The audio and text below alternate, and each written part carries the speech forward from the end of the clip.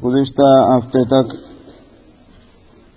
امام ابو حنیفہ رحمۃ اللہ علیہ کے تعلق سے کچھ باتیں بتلائی گئیں جن کو کتاب کو شروع کرنے سے پہلے ضروری سمجھا گیا کہ ان کو بتلایا جائے۔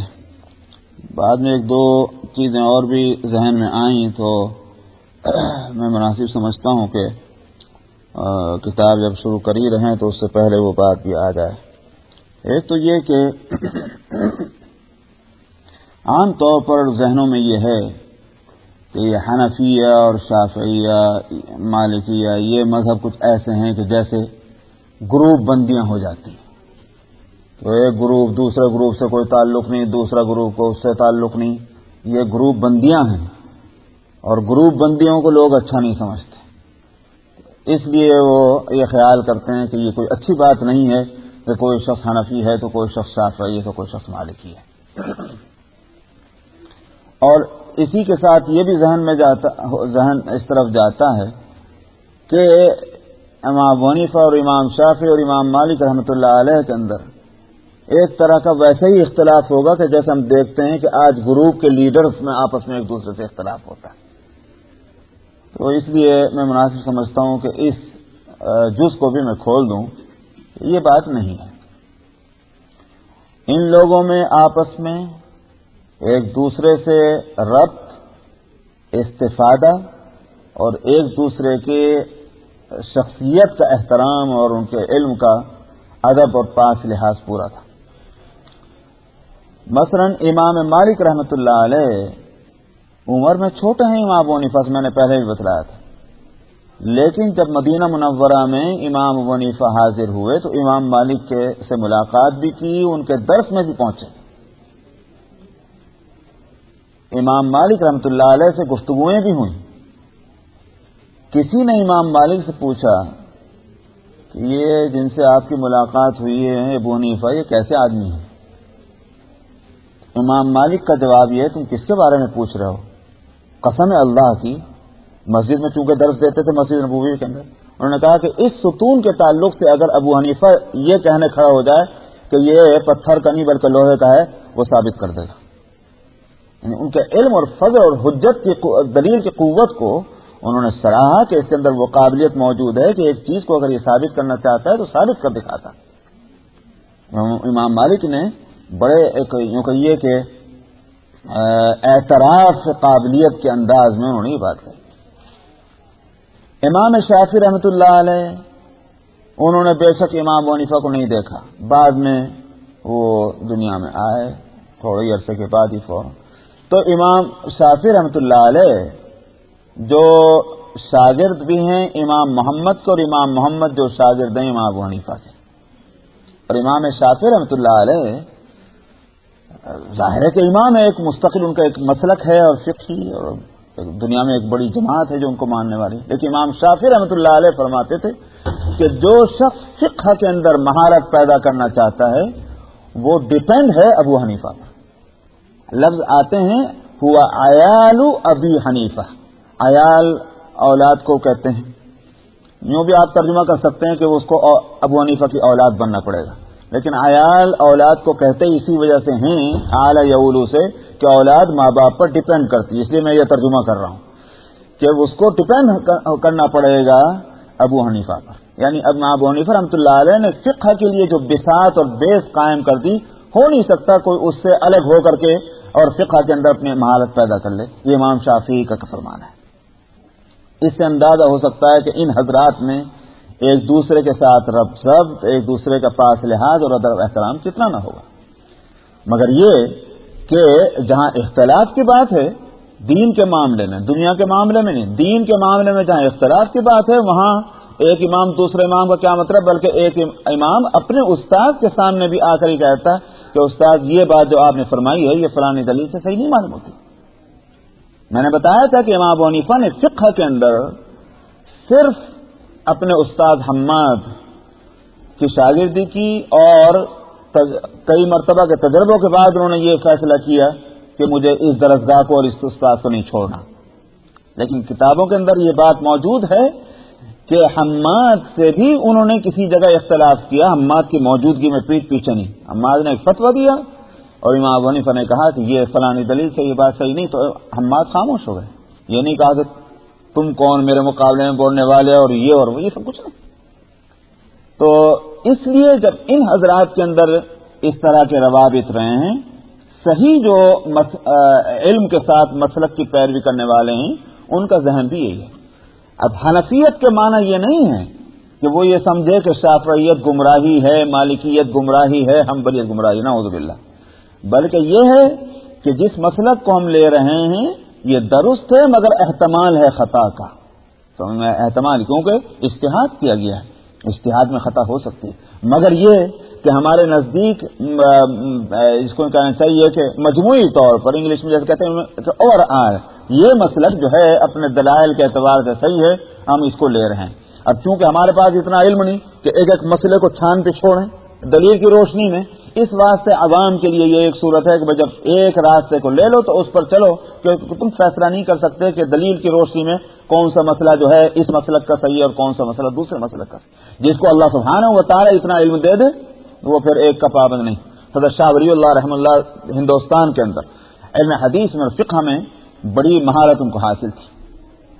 اس واسطے انہوں نے انہی چاروں فقہ کے دائرے کے اندر بعض مسائل کے اندر انہوں نے ایک مسلک کو چھوڑ کر دوسرے مسلک کو لیا، اور تمام علماء ہندوستان میں کہ جہاں کے حنفی مسلک جو ہے وہ غالب ہے، وہ سب کے سب ان کے اس مقام کو جانتے ہوئے وہ کہتے ہیں کہ ان کو حق ایسا کرنے کا. تو یہ ہے وہ صورت. اس واسطے اس کو گروپ بندیوں کی رنگ نہ دیا جائے اور نہ اس کو کوئی بری بات سمجھا جائے.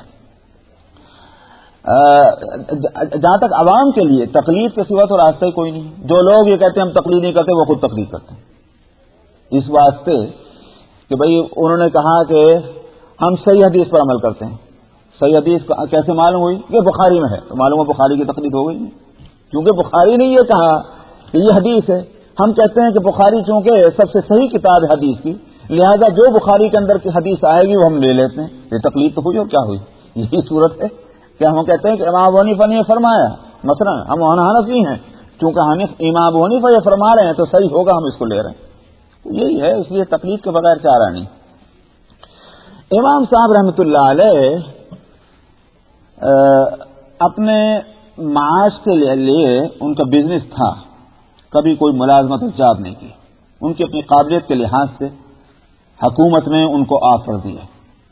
ظاہر ہے کہ عالم تھے، فقیہ تھے، تو اسی فیلڈ کا ان کو جاب دیا جا سکتا تھا، اور وہ یہ تھا کہ ان کو چیف جسٹس بنا دیا جائے پورے مملکت اسلامیہ کا. خلیفۃ المسلمین نے براہ راست اس کی فرمائش کی کہ آپ چیف جسٹس بن جائیں. امام ابو حنیفہ نے اس کو انکار کر دیا. نہیں، خلیفہ نے اصرار کیا، اور اصرار کے جو بھی راستے خلیفہ کی طرف سے ہو سکتے تھے وہ اختیار کیے. چنانچہ وہ موجود ہے کہ دربار میں طلب کیے گئے بادشاہ کے، خلیفہ کے، اور خلیفۃ المسلمین نے کہا کہ تم یہ منصب لو، اپنی ذمہ داری قبول کرو. تو امام ابو حنیفہ نے کہا کہ میں اس کا اہل نہیں. تو اب خلیفۃ المسلمین نے کہا کہ آپ جھوٹ کہتے ہیں. تو اس کا جواب دیا کہ جب یہی تو میں کہہ رہا ہوں، جب میں جھوٹ بول رہا ہوں تو جھوٹ بولنے والا قاضی نہیں ہو سکتا. عقل مند آدمی تھے تو اس لیے اب خلیفہ جو ہے خاموش ہو گیا. آخر یہ ہوا خلیفۃ المسلمین نے قسم کھائی کہ میں اس بات پر قسم کھاتا ہوں کہ آپ کو وہ قاضی بننا ہوگا. امام ابو نے کہا میں قسم کھاتا ہوں کہ میں قاضی نہیں بنوں گا. تو ربیع جو وزیر ہے اور وہ بھی عالم ہے، ربیع نے کہا کہ ابو حنیفہ دیکھتے نہیں کہ خلیفہ قسم کھا رہے ہیں، تم ان کے مقابلے پہ قسم کھا رہے ہیں. تو امام ابو حنیفہ نے کہا کہ خلیفہ کے اندر کفارہ ادا کرنے کی زیادہ طاقت ہے میرے مقابلے میں. قسم ٹوٹے گی وہ کفارہ ادا کرنے میرے لیے تو مشکل ہے. حاصل یہ ہوا کہ انہوں نے قضا کو نہیں قبول کیا. نتیجہ یہ ہوا کہ ان کو جیل میں ڈالا گیا.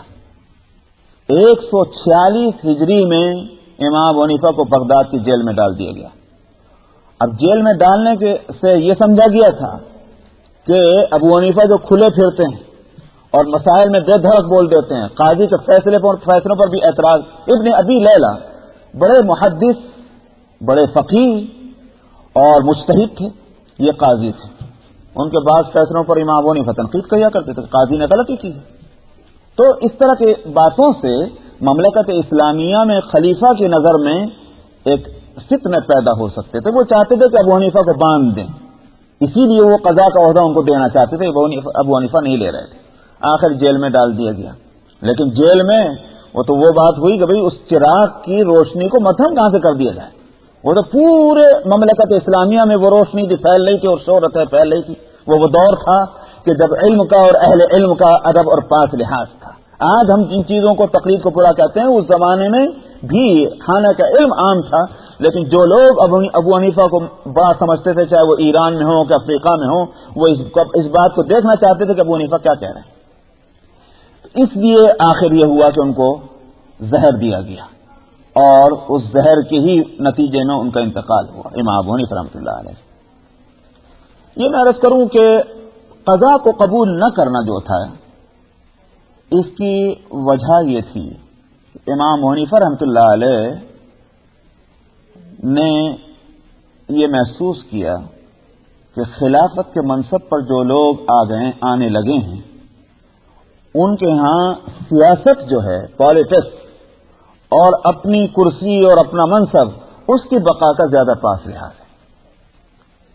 اسی واسطے امام ابو حنیفہ نے بنو امیہ کے جب کا اقتدار تھا اور ان میں شاہانہ انداز آ گئے تھے، تو امام ابو حنیفہ نے کھلے طور پر اختلاف کیا بنو امیہ کا. اس کے بعد پھر جب بنو عباس آئے اور منصور خلیفہ بنے، تو امام ابو حنیفہ نے خوشی محسوس کی کہ یہ جب سادات میں آ گیا ہے تو یہ ذرا ٹھیک ہوں گے. لیکن جلدی دیکھ لیا کہ امید کے مطابق نہیں ہے، یہاں بھی غلطیاں ہو رہی. تو امام ابو حنیفہ رحمۃ اللہ علیہ نے مخالفت کھلے تو نہیں کی، مگر یہ کہ انہوں نے فیصلہ کیا کہ میں کوئی ذمہ داری نہیں. وہ جو کہتے تھے کہ میں اس کی اہلیت نہیں رکھتا، اس کا مطلب یہی ہے کہ میں قاضی بننے کے بعد پھر میں خلیفہ کے دباؤ اور پریشر کو اور افسران کے جو ہے وزراء کے ایک دباؤ کو میں نہ محسوس کرنا، اس کا اثر لوں، یہ مجھ سے نہیں ہو سکے گا. یہ تھی وہ وجہ. اس کا مطلب کیا ہوا؟ وہ یہ چاہتے تھے کہ آزاد فضا میں اسلام کی خدمت کروں اور علوم اسلامیہ کی خدمت کروں، کوئی دباؤ میرے اوپر کسی طرح کا نہ ہو. یہ تھی وہ وجہ، اور ظاہر ہے کہ یہ بہت بڑی وجہ ہے. آج ہم ان خلفاء کو کیا کہیں؟ اپنے دل میں کوئی برائی نہ لائے جائے. بے شک یہ عمل برا تھا، لیکن میں آج آپ کو بتلاؤں کہ آج تو ہم خلیفہ بھی نہیں، خلافت کی کوئی طاقت ہمارے پاس نہیں. لیکن چھوٹے چھوٹے ہم جو آرگنائزیشن اور ایڈمنسٹریشن ہمارے ہاتھوں میں ہیں، اس میں بھی یہی ہے کہ ہم یہ چاہتے ہیں نہیں بھی ہو تو ذرا کسی کو تھوڑی سی ایک طاقت اور قوت اور عزت ملی، اور وہ یہ چاہتا ہے کہ صاحب فلاں مولوی صاحب اور فلاں حافظ صاحب جو میرے ہاتھ تلے ہونے چاہیے. تو وہ تو خلیفہ ہو کر کے اگر ایسا چاہ رہے ہوں تو کون سی بات ہے؟ آج تو ہمارے پاس کچھ نہیں. تو اس لیے ان علماء نے حکومت سے اپنے آپ کو دور رکھا. وہ اسی وجہ سے رکھا تاکہ ہم آزادی کے ساتھ ایک کام کو کر سکیں.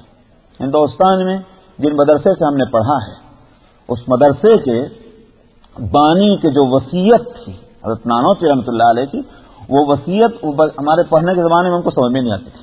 بچے تھے، ہماری عمر ہی کیا آتی تھی کہ ہم اس کو سمجھتے اس کی حکمت کو. اس میں ایک بات یہ تھی کہ حکومت اور کوئی صاحب اختیار جو فرد ہو، اس کے مستقل ایک گرانٹ کو ہرگز قبول نہ کیا جائے، بلکہ عام غریب مسلمانوں کے چندے پر زیادہ نظر کی جائے. بس ہم نے کہا کہ یہ کہیں رکا، سمجھا؟ اگر کوئی حکومت دے تو ایک دم دے دے گی، کہاں کوئی ایک در پہ جا کر کے 2-2 4-4 پیسے مانگے جائیں. لیکن بعد میں جب ہم اگر بڑے ہوئے سمجھ میں آئی بات ہے کہ وہی بات تھی کہ ادارے کو آزاد رکھنا ہے. سمجھا؟ یہ آزاد ہوگا تو اس کا کریکولم آزاد ہوگا، ان کا پڑھانے کا انداز آزاد ہوگا، ورنہ حکومت مداخلت کرے گی. آج عرب ملکوں کے اندر کیا صورت حال ہے؟ آج عرب ملکوں میں مسلمان اپنے ادارے قائم نہیں کر سکتے آزادی کے ساتھ، نہ مدرسے بنا سکتے ہیں نہ اسکول بنا سکتے ہیں. گورنمنٹ جو ہے اس کے گرانٹ پر مدرسے اور اسکول چلتے ہیں، اور انہی کا پاس کیا ہوا کریکولم پڑھایا جاتا ہے، اور انہی کی پالیسیاں جو ہیں اس کے مطابق وہ تعلیمی نظام چلتا ہے. تو نتیجہ اس کا یہ ہے کہ اخلاقیات کے جو کچھ حشر ہے وہ آپ کے اور ہمارے آنکھوں کے سامنے ہے. تو ان علماء نے اس بات کو محسوس کیا کہ ہم آزاد رہیں اور ہمارا کام جو ہے وہ طاقت و قوت والوں کے ایک دباؤ سے آزاد رہنا چاہیے. تو اس واسطے میں اس بات پر مجھے اطمینان ہے کہ آج بھی جن لوگوں کو کام کرنا ہے اسلام کا، ان کو کسی بھی دباؤ سے آزاد رہنے کی ضرورت ہے، چاہے اس کے لیے ان کو کچھ بھی قربانیاں دینی پڑیں، ذرا بھی ان پر دباؤ ہوگا تو وہ کام نہیں کر سکیں گے۔ تو اللہ سبحانہ و تعالی امام ابو حنیفہ کو بھی اور دوسرے تمام محدثین اور فقہ کے ائمہ کو اپنی کرم سے اور مغفرت سے نوازے۔